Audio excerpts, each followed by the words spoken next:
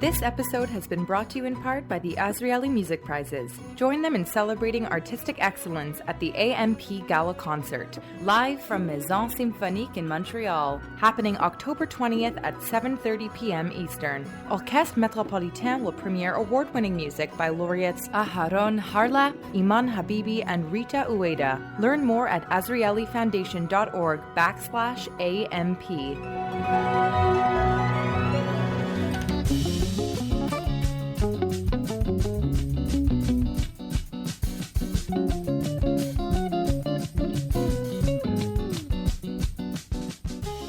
Well, some Jewish groups have asked me to do a podcast on who to vote for in the Ontario municipal elections coming up on Monday. But there are more than 6,000 candidates running for a council seat in over 400 villages and cities and towns across the province. So that's way too many to handle in just 15 minutes here on our show.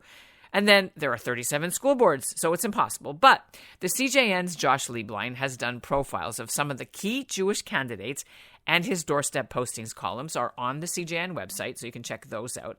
Plus, there are various Jewish groups like the Federation in Ottawa and B'nai B'rith and CJA who've created websites with resources of who they think are friendly to the Jewish community, so you can check those out too.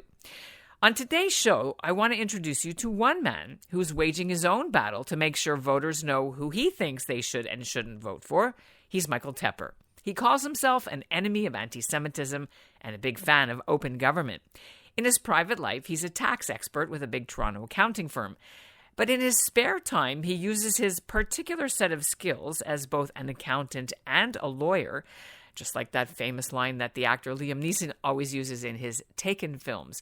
Except Teper's skills are to file Freedom of Information requests. He gets hundreds of pages sent to him of emails and reports and documents behind some of the most high-profile cases that we've reported on. And then he files official complaints. And sometimes, when he gets wind of officials who've posted hardcore anti-Israel messages on their social media, he goes public with it all. Because the public has a right to know when a diplomatic official equivalent, Canada's official representative, gets cancelled and deplatformed in secret just because there are some senior staff members of the board that don't like what he has to say. I'm Ellen Besner, and this is what Jewish Canada sounds like for Thursday, October the 20th, 2022. Welcome to the CJN Daily, a podcast of the Canadian Jewish News, sponsored by Metropia.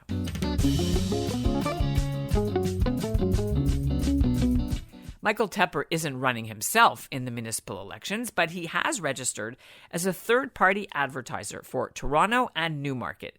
So he can legally campaign for specific candidates, but also against others. He's registered as a private citizen. I sat down with Michael recently to learn more about why he's fighting this way. And he started when the Toronto District School Board staffer emailed materials on how to teach about Israel's war with Hamas in May of 2021. Tell us a little bit about your background, how you got involved in Jewish community stuff.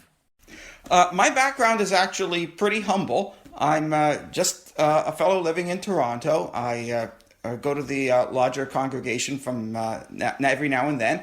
And I first got involved in this when Mr. Javier Davila published his mailouts back in May of 2021.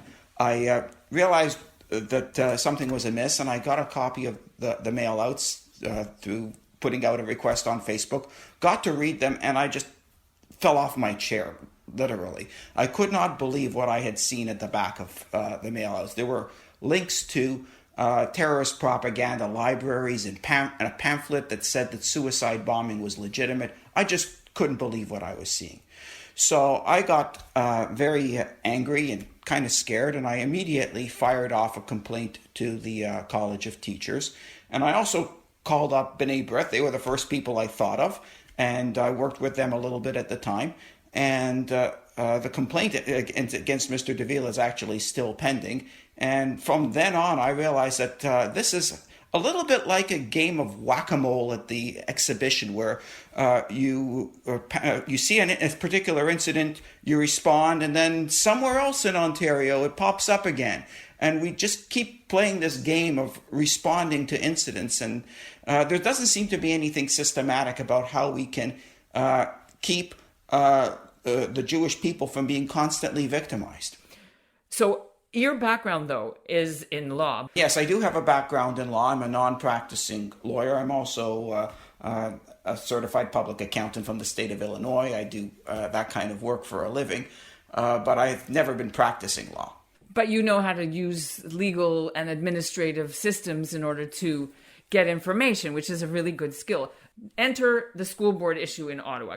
What do you think was a problem with what happened in Ottawa? A local organization called the Center for Holocaust Education and Scholarship, based in Ottawa, was running a series of teacher professional development sessions on anti-Semitism, and they were planning to invite Professor Erwin Kotler, who's Canada's official envoy on anti-Semitism, and the session was canceled and postponed at the last minute on the grounds that the teachers had already been hearing enough information, wanted to consolidate their learning, and this was not the right venue for that kind of material at the time. So I sent out a Freedom of Information request to the Ottawa School Board asking for all of the documentation behind the decision. And what I found was actually very disturbing, because this was not a last-minute decision. There was actually a decision made a full month before they communicated it to the Center for Holocaust Education and Scholarship. And the diversity coordinator and a superintendent for instruction had sent emails between each other saying, I'm a firm no on Mr. Kotler. And basically the reason that they gave was that Mr. Kotler supports the IRA definition of anti-Semitism, and we believe that won't be a safe space for the educators involved. And I found this, quite frankly, duplicitous. The director of education for the Ottawa School Board, about a month after this whole incident, wrote a memo to the school board itself describing the circumstances of this incident, and not a word was mentioned about these internal emails and the reluctance to accept Mr. Kotler simply because he supports the IRA definition and they don't like his positions generally. But what really outraged me is not only that they denied him the opportunity to present, but they effectively covered it up. We mentioned earlier that you found it like a whack-a-mole, and that it's a disturbing systemic problem that the Jewish community has to face because of this whole new intersectionality and all these buzzwords. So I guess what I'm trying to understand is why are school boards getting hijacked by these issues when the students have nothing here to do with that? It's an Israel question over there in the Middle East. Well, we live in a multicultural and diverse society where people come to Canada from all parts of the world. And sometimes there is an unfortunate tendency to bring into Canada conflicts that originated elsewhere. Sure, India and Sikhs and Tamils. And so some of those conflicts are being fought, at least at this point, peacefully, but still through propaganda. And there are, let's face it, Israel has its enemies, and they would like nothing more than to deprive Israel of unity with the Jewish people worldwide, and to cause the Jews to doubt themselves and to start to turn against Israel. And they would like nothing better than to turn the public opinion in countries around the world against Israel. And if they can use the education system as their propaganda factory, that would be one more victory for them. Well, they're winning, obviously, and that's what scares people, I think. In some places they are. They like to think that they're winning. They make a big production about it, and it's really important for the Jewish community to be vigilant and proactive and loud, just as loud as they are, perhaps a lot louder, in telling educational authorities that allowing the education system to be converted into such a propaganda factory is unacceptable. And that's why I got on my hind legs and said, no. Now, I should say, we should tell our listeners that you are on the board of... I'm on the board of the Canadian Anti-Semitism Education Foundation. It's a relatively small organization, but it punches above its weight in several fora. And contrary to what some of the critics on the extreme left have suggested, it is not a right-wing organization. But we definitely are advocating for the Jewish community as a whole, and we are definitely advocating to make sure that the education system is free from political propaganda. That's not the purpose of public education.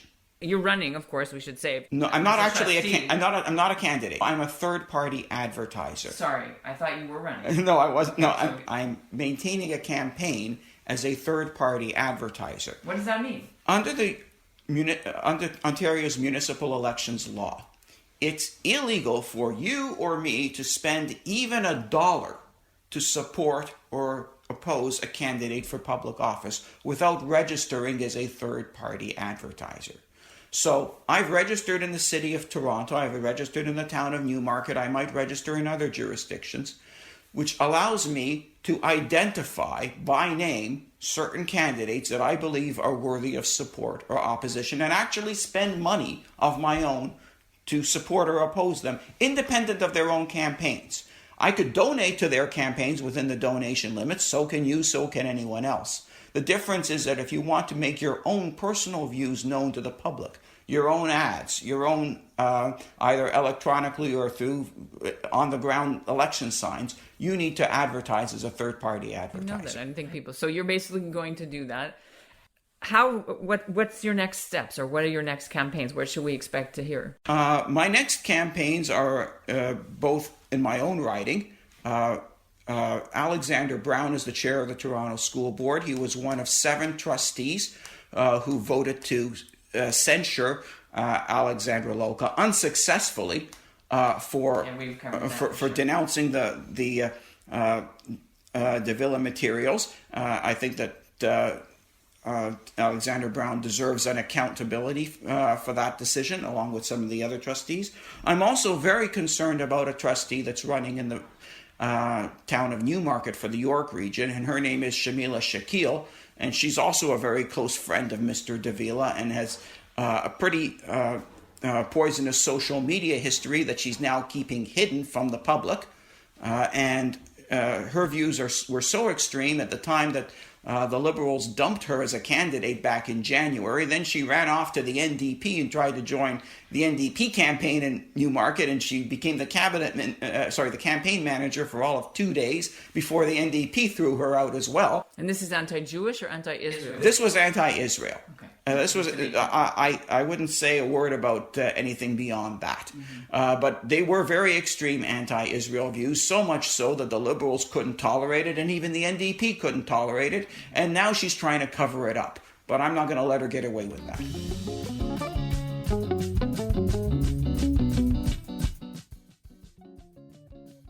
By the way, Teper's latest dump of documents just came out Wednesday, and they show some behind-the-scenes paperwork over the hiring of a Palestinian-Canadian consultant from Kitchener who came to teach a series of workshops on anti-Palestinian racism to parents, staff, and students at Mark Garneau High School in Toronto in the spring. Bisian Zubi charged $16,000 for her work, but the documents reveal that her hiring went ahead even though one of the superintendents, Andrew Howard, writes, quote, "I am worried that when others hear about the education, we may once again get pounded by the Jewish organizations for not presenting both perspectives," unquote. Teper had complained to the school that this consultant was the wrong person for the job because her social media posts supported violence against Israel and accused the State of Israel of genocide. You can go to his Twitter account and read all the documents. I posted the link in our show notes. And that's what Jewish Canada sounds like for this episode of the CJN Daily, sponsored by Metropia. Integrity, community, quality, and customer care. Today's listener shout-out goes to Karen Igro-Wilansky in Toronto. And I know Sukkot's over, but we'll end the episode with a lovely little snippet from a dinner held in Montreal last week for 50 newly arrived Ukrainian Jewish refugees. It was held in the Sukkah at Montreal's Federation CJA building, and it was raining hard, as you'll hear, when the community came out to meet them, including Mikhail Goldstein, who was himself born in Ukraine before moving to Israel and then to Montreal. Many thanks to Glenn Nashin for the audio. We know the pain and horror you had to go through before you could feel relatively safe again. But you should always remember that you are not alone. We all stand with you on those days condemning the horrible war and terror attacks on your country. With God's help, all this madness will end soon, and a peaceful sky regime over Ukraine.